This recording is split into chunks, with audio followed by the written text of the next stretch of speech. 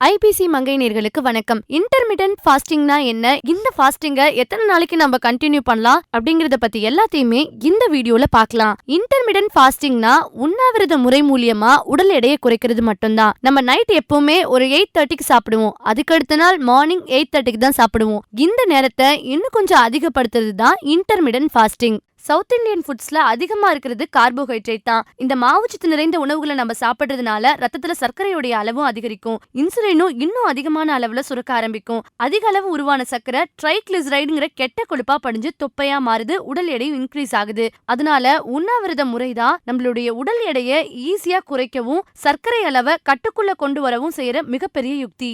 உண்ணாவிரத முறைய நீங்க 16:8 அப்படிங்கிற முறையில கடைபிடிக்கிறது ரொம்பவே நல்லது. 16 மணி நேரம் நிறைய தண்ணீர், உப்பிட்டு லெமன் ஜூஸ் மட்டுமே பருகிறது. 8 மணி நேரம் குறைவான மாவு, நிறை கொழுப்பு, நிறை புரத உணவு வகைகளை எடுத்துக்கிறது தான் இந்த 16:8 உணவு முறை. நீங்க நைட்டு 8 மணிக்கு சாப்பிடணும். உங்களுடைய 8 மணிக்கு ஃபர்ஸ்ட் உணவை நீங்க எடுத்துக்கணும். எடுத்துக்கிற உணவுல மாவுச்சத்து 50 கிராமுக்கு அதிகமா இல்லாம நீங்க பாத்துக்கணும். நல்ல புரதம், கொழுப்பு நிறைந்த உணவான சிக்கன், மட்டன், முட்டை, பாதாம், நார்ச்சத்து நிறைந்த காய்கறிகள், கீரைகள்னு இதுல எது வேணா நீங்க எடுத்துக்கலாம். சமையல் எண்ணெயா, நெய், வெண்ணெய், தேங்காய் எண்ணெய் இதுல ஏதாவது ஒன்னதான் பயன்படுத்தணும். சாப்பிட்டதுக்கு அப்புறம் நீங்க தூங்கிடுவீங்க.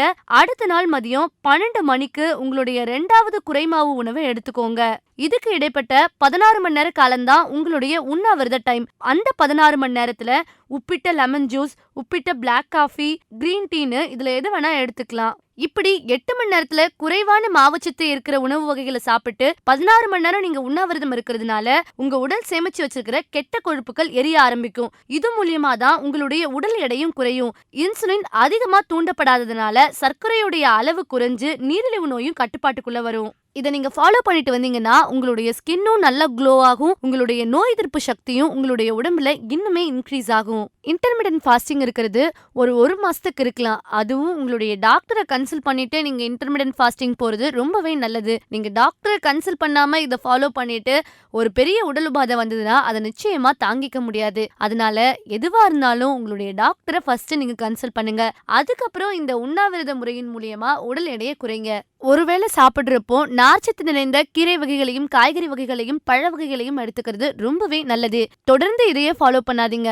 ஒவ்வொரு நாள் ஒவ்வொரு மாதிரியான வெரைட்டியான ஃபுட்ஸை நீங்க சாப்பிடும்போது அது உங்க உடலுக்கு தேவையான ஆற்றலை உற்பத்தி செய்யறதுக்கு ரொம்பவே ஹெல்ப்ஃபுல்லா இருக்கும். இந்த தகவல் உங்களுக்கு ரொம்பவே உபயோகமானதா இருக்கும் அப்படின்னு நினைக்கிறோம். இந்த வீடியோ பத்தின உங்களுடைய கமெண்ட்ஸை கமெண்ட் செக்ஷன்ல சொல்லுங்க. இந்த மாதிரி உமன்ஸ் ஹெல்த் ரிலேட்டடான தகவல்களை நீங்க தெரிஞ்சுக்கணும்னா IBC மங்கையோட தொடர்ந்து இணைந்திருங்க. உங்களுக்கு பசிக்குது, அந்த நேரத்தில் நான் ஸ்ட்ரெஸ் ஆயிடுறேன், நான் எதையாவது எடுத்து சாப்பிட்டுட்டே இருக்கேன், சாப்பிட்றதே எனக்கு ஒரு பொழுதுபோக்காக இருக்குன்னா என்னால் அதை கண்ட்ரோல் பண்ண முடியலன்றதை நானே உணர்றேன்னா முதல்ல